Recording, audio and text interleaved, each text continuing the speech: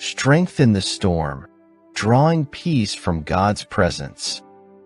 There are moments in life when the storms of adversity seem to hit harder than we ever imagined. The winds howl, the rain pours, and the waves rise higher than we think we can handle. Yet, it is in these very moments, when the storm seems its fiercest, that God's peace becomes the strongest anchor.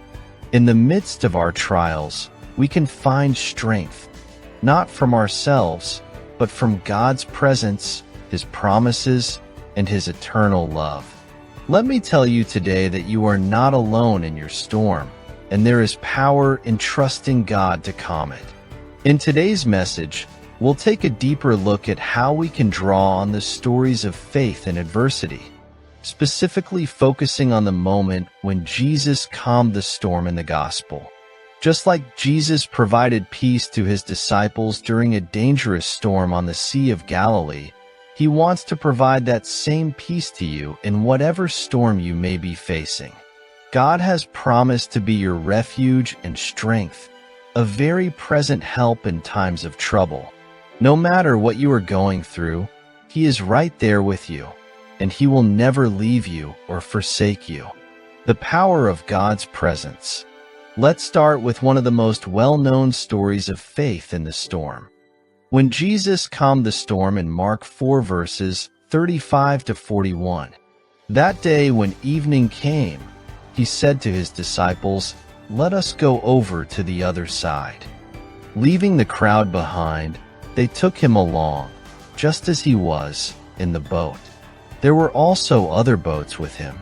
A furious squall came up, and the waves broke over the boat, so that it was nearly swamped. Jesus was in the stern, sleeping on a cushion. The disciples woke Him and said to Him, "Teacher, don't you care if we drown?"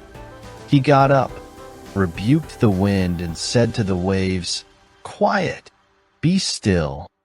Then the wind died down, and it was completely calm. He said to His disciples, "Why are you so afraid? Do you still have no faith?" They were terrified and asked each other, "Who is this? Even the wind and the waves obey Him." Mark 4 verses 35 to 41 NIV. Now, I want you to picture this for a moment. The disciples are in the middle of a storm, a furious squall. The wind is howling, the water is crashing against the boat, and it feels like everything is about to fall apart. And then there's Jesus, sleeping in the back of the boat. The disciples are terrified, thinking they're going to die, and they wake Him up in desperation. They ask, "Teacher, don't you care if we drown?" Doesn't that sound a lot like us at times? When the storms of life hit, we often feel like we're about to be overwhelmed. The difficulties, the setbacks, the challenges, all of it can make us feel like we're sinking. And just like the disciples, we might cry out to God, wondering if He's even aware of what's going on, or if He cares about the struggles we're facing. But notice what Jesus does. He doesn't panic. He doesn't get fearful. He stands up and says to the wind and the waves, "Quiet, be still." And just like that, the storm stops. The winds cease, the waves calm, and everything is peaceful again. Now, here's the key point. Jesus wasn't just calming the physical storm. He was also speaking to the storm of fear and anxiety inside the disciples. He said, "Why are you so afraid? Do you still have no faith?" Jesus was teaching them, and He's teaching us, that even in the midst of the worst storms, we can find peace when we trust in God's power and presence. Trusting God in the storm. The question Jesus asked His disciples, "Why are you so afraid?" is one that we should all consider when we face storms in our own lives. God doesn't want us to live in fear. He doesn't want us to be overcome with anxiety or worry. When we trust in Him, we can have peace, even when the storm is raging all around us. Let me ask you, what storm are you facing today? Maybe it's a financial struggle, a relationship challenge, a health issue, or a deep loss that has you grieving. Whatever it is, God wants you to know that He is bigger than that storm. His power is greater than anything you face. In Psalm 46, verses 1 to 3, we read, "God is our refuge and strength, an ever-present help in trouble. Therefore we will not fear. Though the earth give way and the mountains fall into the heart of the sea, though its waters roar and foam and the mountains quake with their surging." Psalm 46, verses 1 to 3, NIV. Notice the imagery here. Even if the earth gives way, even if the mountains fall into the sea and the waters roar and foam, we don't need to be afraid. Why? Because God is our refuge and strength. He is an ever-present help in times of trouble. When the storms of life come, and they will come, we can have peace knowing that God is with us. You see, trust is the key. When you put your trust in God, you are acknowledging that He is bigger than any storm. You're saying, "God, I believe that you have the power to calm this storm.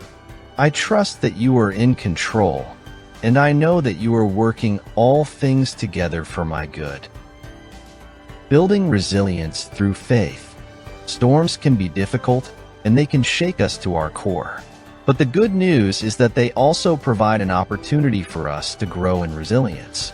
Resilience is the ability to bounce back after adversity, and it's something that God wants to develop in us. He doesn't want us to just survive the storm. He wants us to come out stronger on the other side. In Romans 5, verses 3 to 4, the Apostle Paul writes, "Not only so, but we also glory in our sufferings, because we know that suffering produces perseverance. Perseverance, character, and character, hope." Romans 5, verses 3 to 4, NIV. Think about that for a moment. Suffering produces perseverance, perseverance produces character, and character produces hope. When you go through storms in life, God is building something in you. He is shaping you and strengthening you. Every trial, every difficulty is an opportunity for God to develop resilience in your heart. And through that resilience, He's building your faith and trust in Him. The Bible is full of stories of people who endured tremendous storms, but emerged stronger on the other side. Take the story of Joseph, for example. Joseph was sold into slavery by his brothers, falsely accused, and thrown into prison. But through it all, he trusted God. And eventually, God elevated him to a position of authority in Egypt, where he was able to save countless lives, including the lives of his own family. Joseph's resilience through the storms of life allowed him to fulfill God's purpose in his life. You may not see it now, but the storms you are facing today are building something in you that will serve you well in the future.